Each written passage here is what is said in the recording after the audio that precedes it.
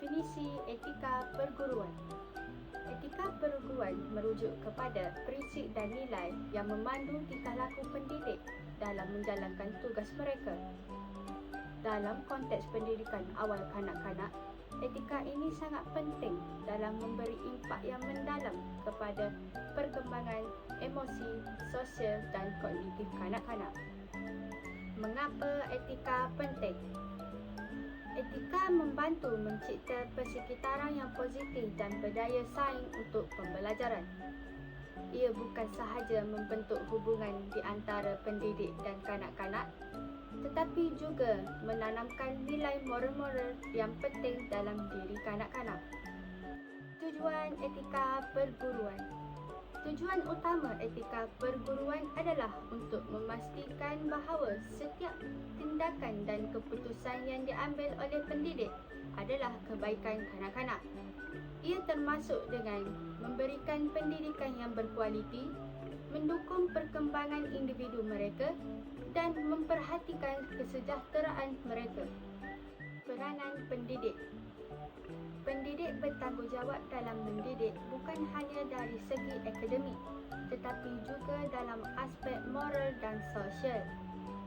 Mereka berperanan sebagai model teladan dan oleh itu, penting bagi mereka untuk mengamalkan nilai-nilai etika dalam interaksi dengan kanak-kanak.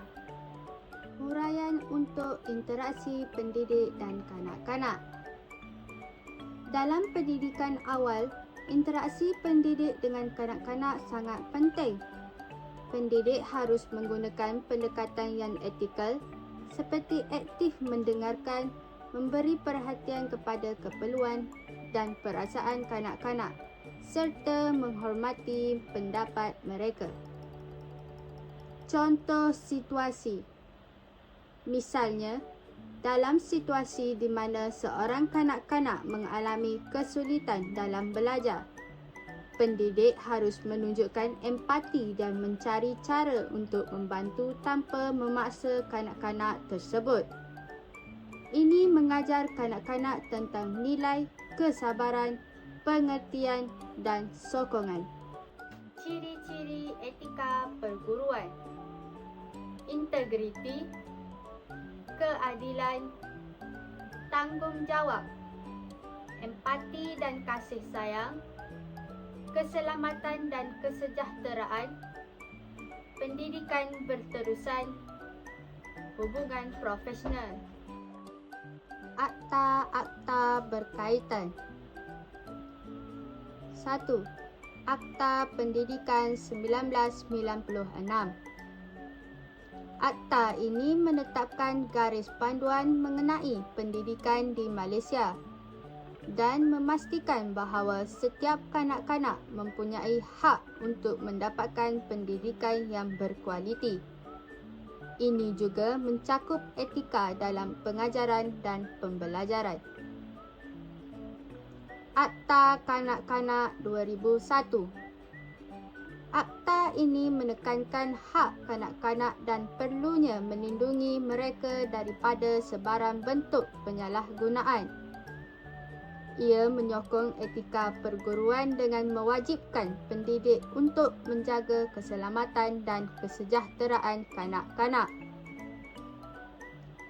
Akta lain yang relevan.